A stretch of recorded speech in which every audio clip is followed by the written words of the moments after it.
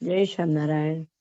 હવેના કલ્યાણ નિર્ણયમાં મુમુક્ષુ છે મુક્તને પૂછે છે કે ક્યારે કોઈ જીવ આ પૃથ્વી ઉપરથી અદ્રશ્ય થાય ત્યારે એ હાજર હોય ત્યારે કોઈ પ્રગટ પ્રભુ કે મુક્ત ન હોય તો એની જે વસ્તુ હોય એ પાછળથી એના ઉપયોગમાં આવે તો એને એનું ફળ મળે કે ન મળે. ટૂંકમાં કહેવાનો અર્થ એવો છે.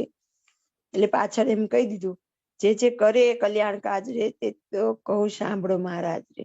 અને પછી બધું જ વર્ણન છે એ તો આપણને બધાને સમજાઈ જાય છે કે નાનામાં નાની વસ્તુ કોઈ પણ ભગવાનના ઉપયોગમાં જો આવી જાય, ભગવાન કેવા મુક્તના ઉપયોગમાં, તો એ જીવનું રૂડું થાય. આટલા બધા એમાં કહેવાનો અર્થ એટલો જ છે કે એની નાનામાં નાની ચીજ પણ જો કોઈ સંજોગોમાં ભગવાન કે ભગવાનના મુક્તના ઉપયોગમાં આવી જાય તો એનું રૂડું થાય. પછી આ જ વર્ણન છે બધું. આનો અર્થ આપણે બધા સમજી શકીએ છીએ. કોઈ કવિતા પણ કરેલી હોય પણ પ્રગટ પ્રભુ કે પ્રગટ પ્રભુના મુક્ત ન હોય તો એનું એ બધો દાખલો લેખે લાગે. ને બધી વસ્તુના પણ નામ છે તો કે લેખે લાગે કે નહીં. હજી આગળ એ જ પ્રશ્ન પૂછશે. આપણા માટે થઈને ઝીણામ ઝીણી વસ્તુ કેટલી બધી વીણી લીધી છે સ્વામીએ કે કરેલું કંઈ જ પણ એનો હેતુ એવો હોવો જોઈએ. આનું એક દ્રષ્ટાંત આપણે બધા બહુ જ જાણીએ છીએ. શાસ્ત્રમાં એકદમ સુગમ છે કે રૂડબાઈએ કલ્યાણ અર્થે અડાલજની વાવ બંધાવેલી કે મારા મોક્ષ અર્થે હું આ બનાવું છું.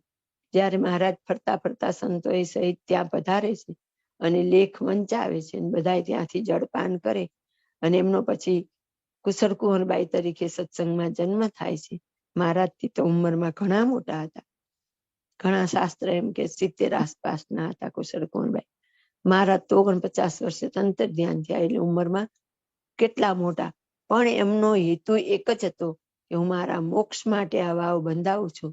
તો એમનું કલ્યાણ જ્યારે મહારાજ પ્રગટ થયા ત્યારે સત્સંગમાં એમને જન્મ ધરાવીને પણ થયું. આવી રીતે દરેક વસ્તુ પણ એની પાછળ જો લક્ષ્ય એવું હોય કે હું ભગવાનને કે ભગવાનના ભક્તને આ વસ્તુ ઉપયોગમાં આવે એવો વિચાર સાથે જો કરેલું કંઈ પણ કાર્ય હોય તો અલેખે જતું નથી.